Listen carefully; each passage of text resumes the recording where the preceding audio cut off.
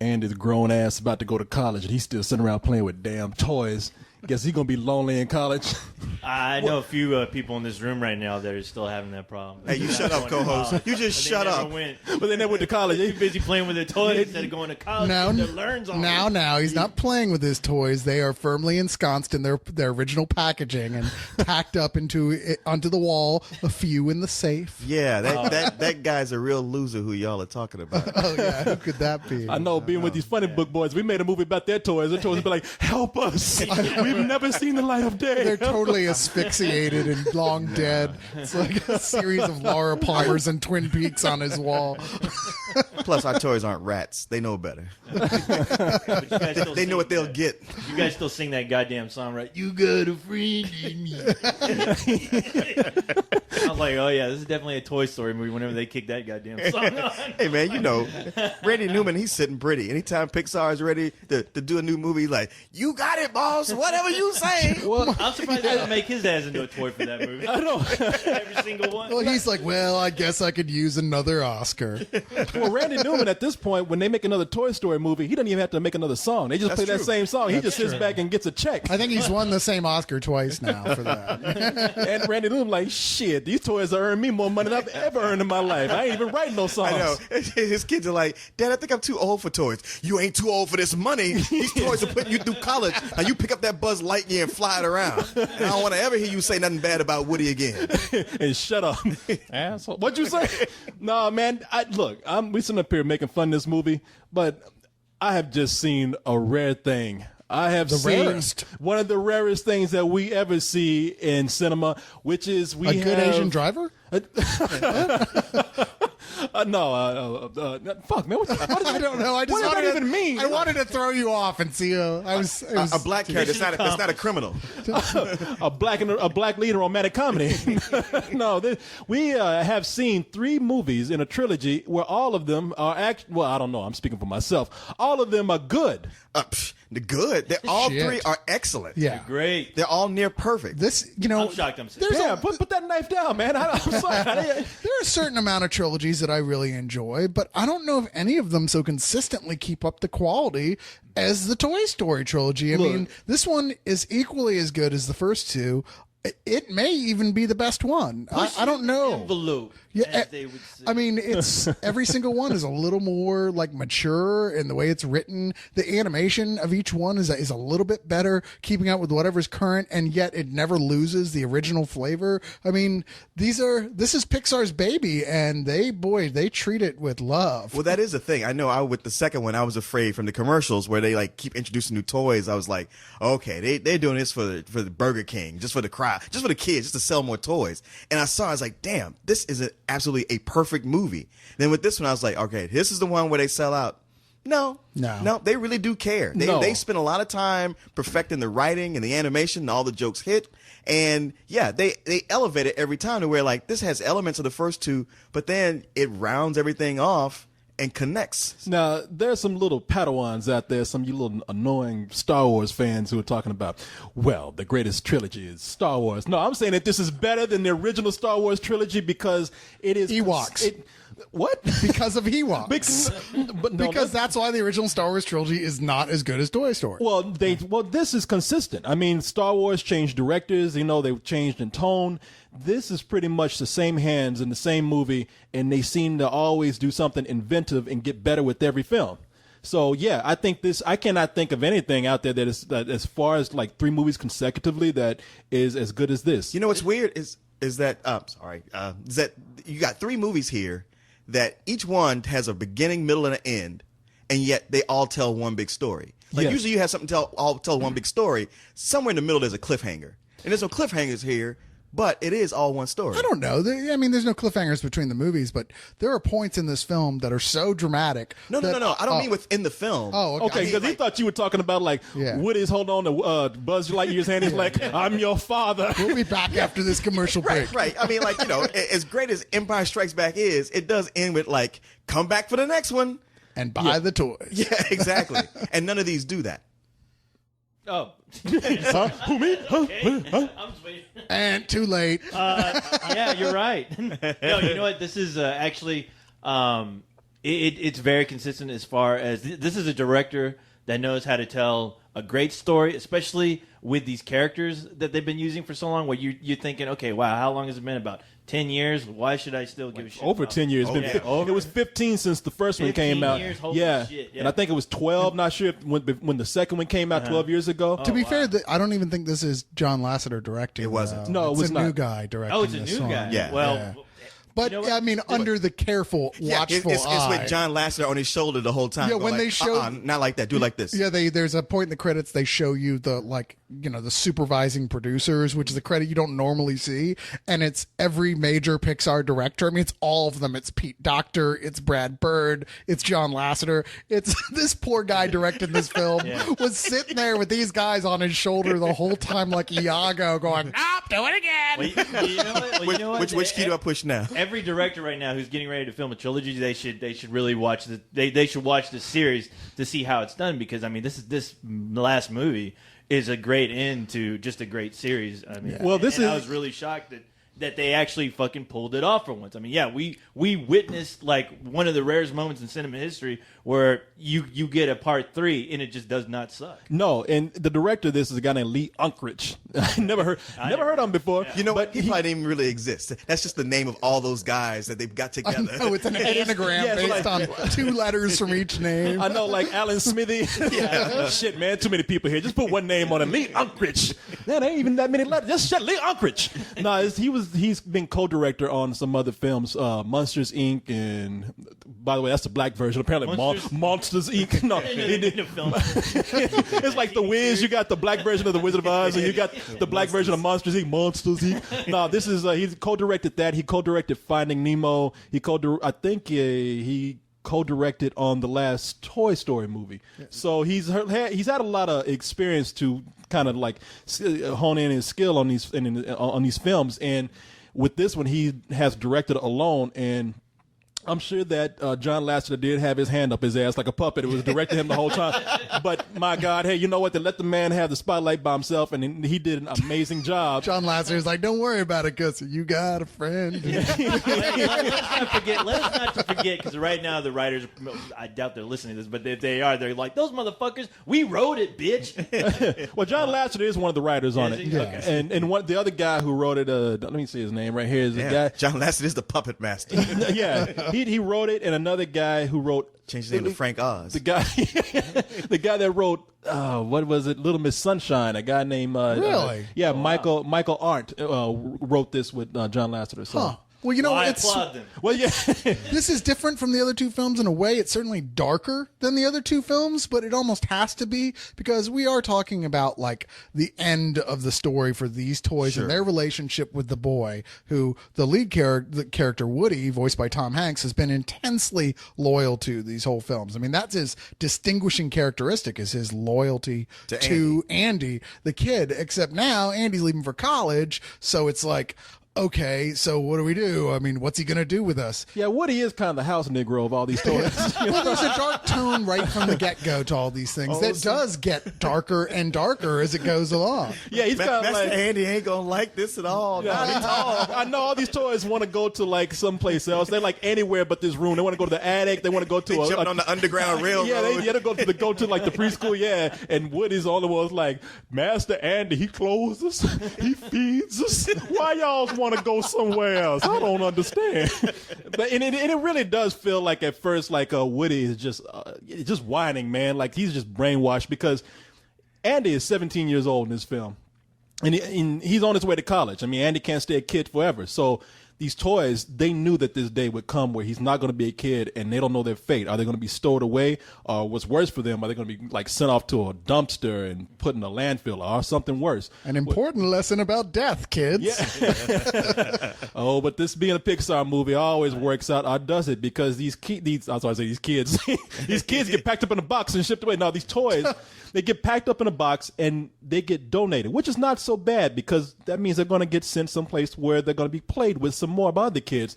However, this place that they are sent to, which is what is the Sunnyvale Child Daycare? Yeah, it's a daycare. It's the prison in the Great Escape, is what it is. Yeah, no, these toys get sent there. And It's the funny thing when they say they're getting sent to a daycare. I immediately thought, well, this could be good or bad, and I'm thinking more of the bad because, hey, if you're the kind of toy that's made for a 7 or 8 year old, and you get to a 7 or 8 year old, they're gonna play with you and have tons of fun and adventure. But if you go to a 2-year-old, they have no sense they have no dexterity, no sense of being nice or gentle or not breaking things. For a toddler for a toy might as well be Hannibal Lecter for a human being, Plus, it's the first reel of the film, and if everything was good, then it wouldn't be a very Exactly. entertaining Pixar movie. No, Becomes imagine. misery for a toy. Yeah, yeah. Well, that's what happens. They get sent there, and the toys that greet them are like, "Hey, welcome to Sunnyvale." And it's almost like a resort / very, very nice retirement home.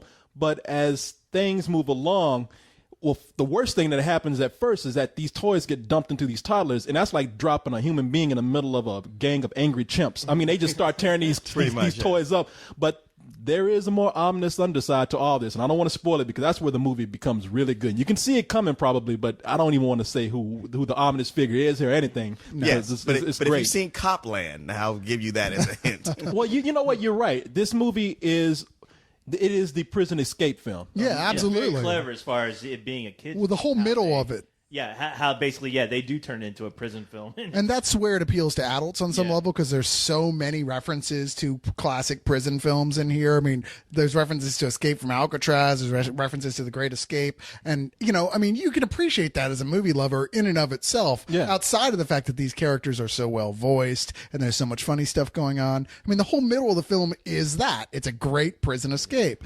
And then, of course, you get to the last third where you're like, okay, we're getting to that point where things are starting to feel a little dark, right? You're going, well, what's going to happen to these guys? I mean, they can't stay with him. He's going off to college. He's not going to keep playing with them. And that's where you got to take your hat off to Pixar because they pull the hat trick here. They manage to make it all work. They manage to sell you on the ending 1,000%. And the thing is, they make it very epic. Yes. Which I really appreciated. It really, watching this film, you feel like you're watching another Lord of the Rings film, honestly, but better. And and the thing is, watching these characters go through hell. I mean, this whole series just taught me it's not fucking easy being a kid's toy at all. Well, look at how we abuse you. Especially not one of you. Yeah, you're my toy, and I treat you like shit all the time. This is basically the co-host trying to signal to the audience, help me.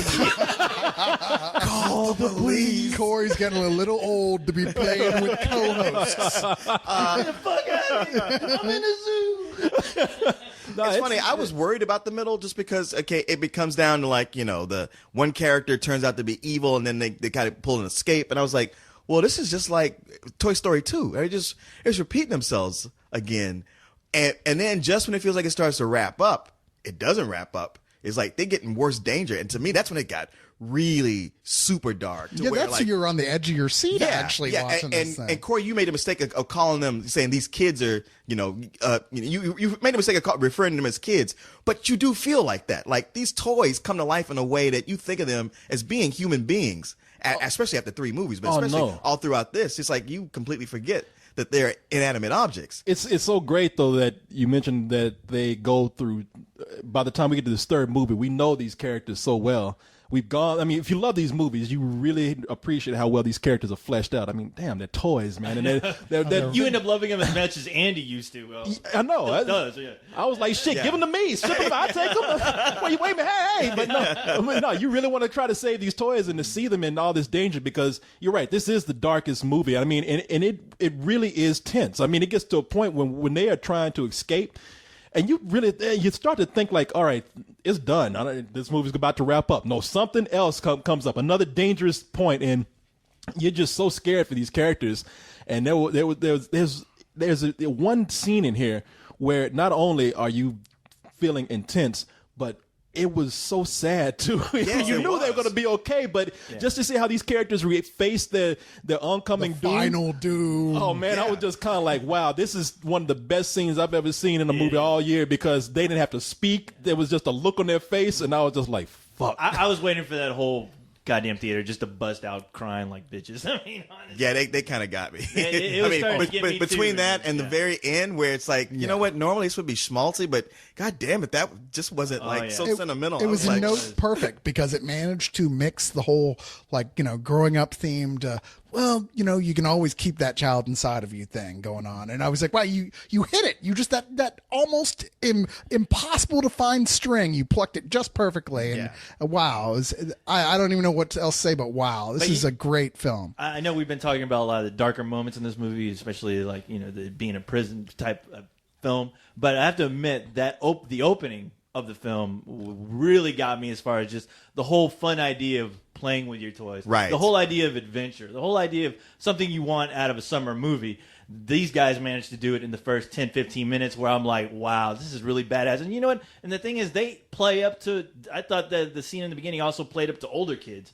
So as far as it getting more into the sci-fi realm of things where I was like, wow, you know what? I would almost like to see a whole nother Toy Story movie just set on the idea of fantasy and playing with your toys. You know what? That's a good point, because what they did at the beginning of that movie, the first 10 minutes, is what a kid sees. He's making up his own movie as he goes along, and it was really cool to see how they actually made that movie happen. That's in your head, because they cut immediately to like, oh, it's a kid playing with toys on his floor, but his imagination is vast. And they it's did like, that yeah. in the second one too, but that was the scene where you really, just like in the second one, the beginning showed you, wow, look how far we've come with animation, what we can do now. This one did that too, where it was like, wow, that's some pretty impressive stuff you got going on there. Pixar, man, I mean, you get the feeling like everybody was worried because they thought that mouse was whooping that ass, and they finally succumbed. It's like, we can't be tortured forever. It's just nail me to the cross and let me die. Yeah. But you get the feeling like they said, you know what? Yeah, we'll make a third film. I know you want us to do another sequel and make money, but this is really a good way to wrap up this whole story. I mean, because Andy, and you make it. It seems like they had that in the back of their mind, because what happens when a kid has to face the fact that he has to get rid of his toys, and the toys have to like. You never have to get rid of your toys. I'm just telling you kids out there, you never have to get rid of your toys. You're going to be mad 20 years later when you see all that shit in a store going for like $300. You'll be like, what in the fuck was I thinking? I sold it at a yard sale for a quarter. Or it'll be the flip side of that coin. Well, they'll end up like you. So. where the girls come in the apartment and run out when they see all the toys. Yeah, no, they have to face. I mean, face the hard question that even for a film of this kind of fantasy, what's going to happen when these toys have to face the inevitable day when this kid grows up and gets rid of them? It seems like Pixar said that's a story we have to tell, and then that's the way to wrap this whole thing up.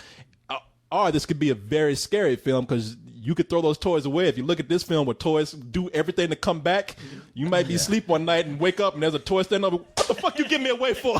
Yeah, there's some Well, freaky they already did that. moments. It's called Chucky. I don't know. There's some freaky moments here with like that baby doll with a lazy eye walking around in the dark and its head spinning I know. around. I'm like, man, that shit's gonna fuck with me afterwards. Oh yeah. It's awesome. This series manages to capture like just a lot of different parts of like cinema that you really love, like horror, adventure, fantasy. And when they play up the horror, like what I loved about, I think was it the original where you saw the Misfit toys? Yeah. Oh yeah. Oh yeah. Where they made that scene really creepy, and especially the scene where Woody creeps out that kid by telling him, "We see everything." Yeah. I'm telling you, that's what these toys gonna be like. I'm gonna be standing up there with a kitchen knife one night. So you sent me to the dumpster, huh? It's just what's amazing gonna that happen- these movies can do that. That's what's going to happen when Disney forces them to make one more movie. It's going to be Revenge of the Toys. With Randy Newman going, oh, you got a friend. In Yeah, except he'll be all tied up by a bunch of toys that are forcing him to sing, Yeah. play on a little toy Right, piano. looking over next to him, there's Elton John. You too, huh? It's a living. Now, let's get the guy who played the Spanish version of the song. That's the Gypsy Kings. Yeah. Oh, yeah. That's the That's who it Gypsy was? Kings. Yeah. Oh, wow.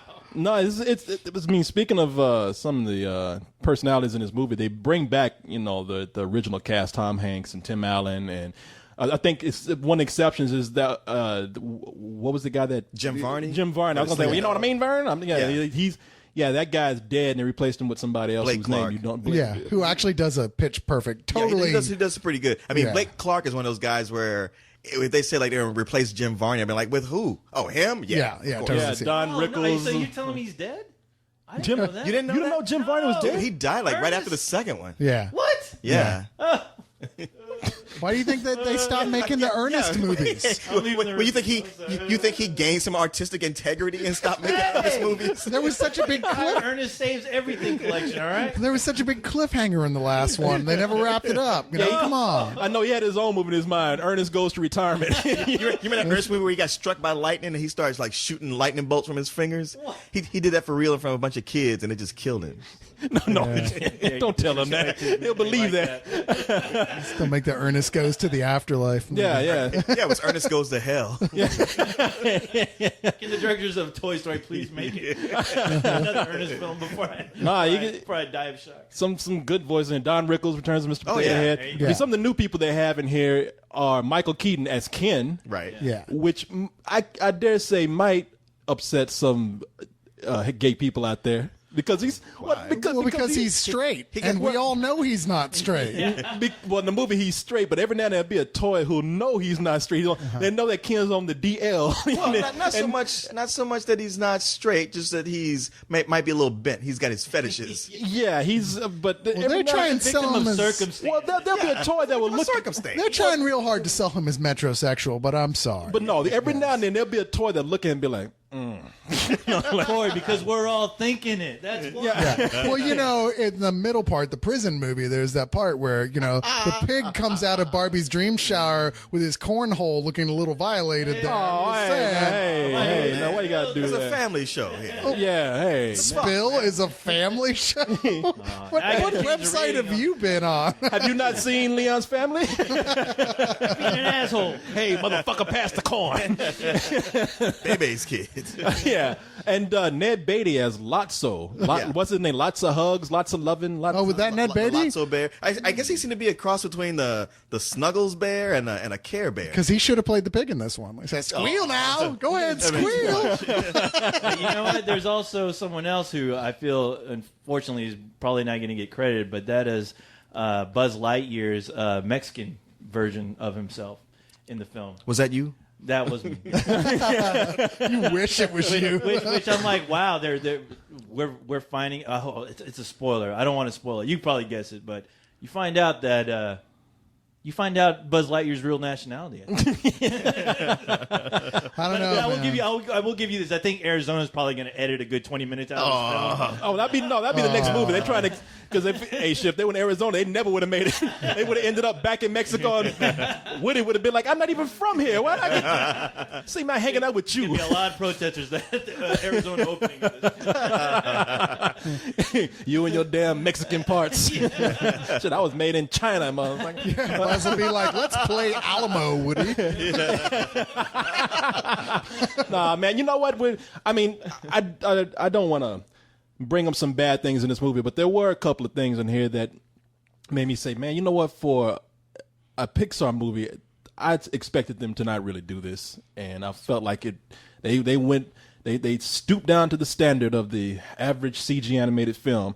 There was a scene in here, and I don't want to spoil the scene, but they do a clothing montage complete with playing La Freak by Chick or whatever that band, Chic, whatever. It was a little generic. And it was. I was like, you know what? For a Pixar movie, had it been in any other movie, I would complain about it. But in a Pixar movie, that's major points off for And me. there was a scene they used the dreaded record scratch technique, which I can't stand. It's one of my least favorite movie cliches. Yeah, and I can only say that it was this director who probably let that go. You know? Oh man, we give him everything that's good. We won't give him credit. We go like, well, that was John Lasseter and all those other guys. Well, But the minute something goes wrong, see, it's your fault. Guess what else I hated about this film? That it was a kids movie. God damn it! Well, I you feel know, like an hey, idiot going in by myself to watch this. you didn't see it in any other movie. You know, he probably tried to pull that stuff in those other movies. He like co-directed, and somebody slapped him back his head. No, we're not doing that. Now he's like driving, and he's just like, I can just let all my cliches go. Because Corey doesn't want to be on the new guy's dick. He's got to prove himself to me. He knows what side his bread he wants to be buttered on. Exactly. Hire me, Pixar. See, John Lasseter, I know you would have never let that happen. I know. Had I been driving this, that never would have happened, man. Told y'all should have picked me. Nah, and the other thing is, I don't know if they've done this with some of the other Pixar movies, but like in this, they cross that edge of trying to appeal too much to adults. There's a scene where Barbie's looking at Ken's ascot, and she says, "Nice ascot," you know, get it? Nice Shouldn't ass. say it like that. I was listening. I was thinking it was going to be like that, and it wasn't like that. I heard it. Yeah, like you that. might have heard it that way, but it wasn't because I was thinking, Well, the thing this is, is you- where they you- do that, and it's like, no, there's no way to say ascot without But the ass in it. but it was the way it was implied. You know, I mean, you she- hear it, and everybody was very Yeah, aware of it. yeah. You realize we're nitpicking like crazy. No, I'm not on this nitpicking. No, those are things that I think Wow. like below I think we're Pixar. nitpicking. yeah, I think so. we're nitpicking. I'm not. I see Pixar doing like for years they've been above this kind of stuff that we talk about. That's why we praise them, and then they do it in this movie. I think it's Spill. We're above nitpicking something that's pretty much perfect. I'm not nitpicking. I'm saying that it's a movie that's near perfect, and those things right there, I was like, wow, for a movie that was flawless, you did this, and I just don't think it's. It's one. you- It was one, and that's and the thing is. It's not like it's just something that went by real quick. It is a long scene of the montage, and like I think that's the scene that is that the scene that ends with that record scratch. No, it was the only earlier. thing that was missing was that damn cat. I But- get exactly what you're saying, and I don't blame you for having that opinion of it. But the same, But fuck you. Is that what you want to say? But at the same time, I'm like, I tell myself, well, it's a kids movie. It has to do some dumb shit to appeal to these kids. But at the same time, it never took me out of the movie. Like honestly, it never really made me think, oh fuck, why are they doing this? I just looked at it, I'm like, all right, and then it as soon as it went along, the story grabbed me again. So it didn't bother me. And I would say it didn't bother me because it worked within the context of the story. They use it for a reason. I mean, a lot of times when a movie does that, they're just killing time. They're like, hey, audience, come laugh and have fun with us. But this actually had a purpose. It was part of their plan. Yeah, I Right, agree with that. You're right about that. Sorry, I saw how it could have been done better. So you give it a matinee then? Yeah, I was going to say, hey, it's No. a rental to me. No, I I mean, get- for another movie, it'd be a matinee, but now it's Pixar, it's a rental. Yeah, I mean, Pixar, you got to take major points off, man. No, this is a rental right here, man. You almost had it, man, but you just had to do. No. It really is almost there as a flawless movie for me. Not quite because of those things that I mentioned, but I mean, it's on the verge of being a better than sex movie. So I let me just put it this way: it's a full price movie to the point where I never sit in a theater where I'm asked to watch 3 movies in a row. But if they showed these movies, all 3 of them back to back, You'd do it. I would gladly do it and watch that whole story. I can't wait for it to come out on Blu-ray so that I can actually spend a day and see how that whole story plays together. They did an amazing job. I mean, the movie is almost emotionally bringing me the tears as it is, but just to see, when this movie ended and I saw how great it was and a great ending to this series, I was almost on the verge of tears because of that. They're gonna like put it in a secret message. So if you put it on 3 TVs and overlay them each other while you're playing the movies at the same time, like those old Mad magazine back covers, it says "Fuck you, Corey, you're nitpicking." I'll be the bad guy. Yeah, you go to the 19th second of each of the movies and play them all at once. Buzz Lightyear says, fuck you, Corey. Fuck you to infinity and beyond. And I tell them, you knew better. You shouldn't have done it. But what do you think? Oh, I mean, I'm actually pretty much right there with you. I mean, there were a few problems here and there, but I think that this is just right up there with the other Pixar films and definitely with the other Toy Stories. This is a full price film. I feel sorry for you if you're not excited about this film and aren't going to see it in the theater.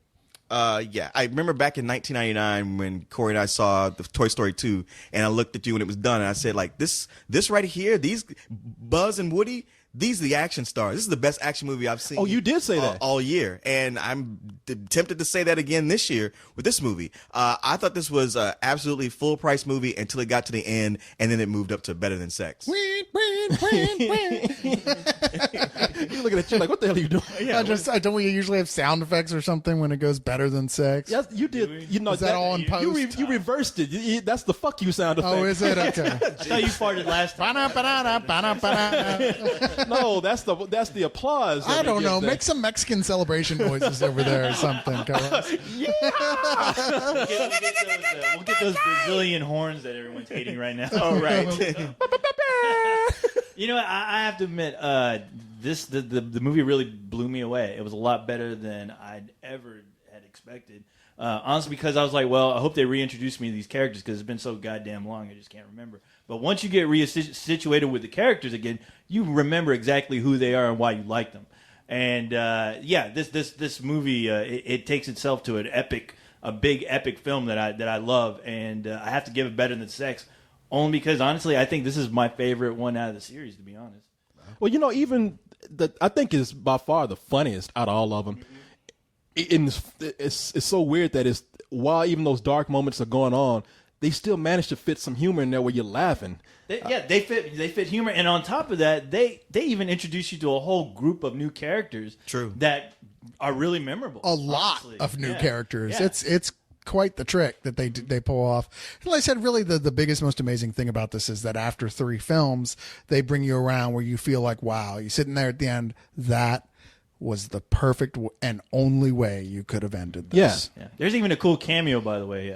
I won't spoil it, but for all. It's Arnold Schwarzenegger. Yeah. He comes in. He's in everything right now, apparently. Tommy McFarlane's movie monster show up. Yeah. Why can't I mean that's the only way I'd want to see them put another movie where they have to escape from a house of horrors. The predator is there and the alien. They're locked in a comic book store and all those horror action figures. Action figures come to life.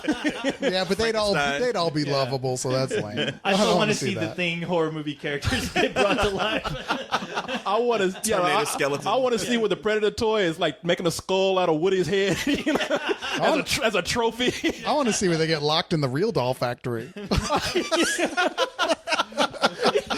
Shit, you know. Wait. No, I want to be locked in the real doll I was about to say factory. you. I got that backwards. I'm sorry. But the most epic would be seeing Buzz Lightyear have a fucking chest burster pop out of his and just freak out the girl. Oh, new toy! That'd be the funniest thing, seeing like one of those real dolls trying to get back to Cyrus's house. We've got to get back to Cyrus. He's our owner. Look, he wrote his name underneath my boob.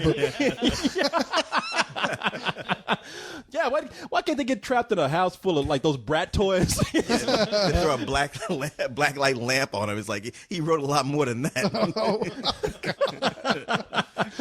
Woody's up there like trying to make the moves on the brat toys. The Dateline crew comes in. Now, Woody, you know that these toys are underage, right? What the fuck? I swear I didn't know. Let me see here. You said I want to come over and suck your so-and-so and rub your...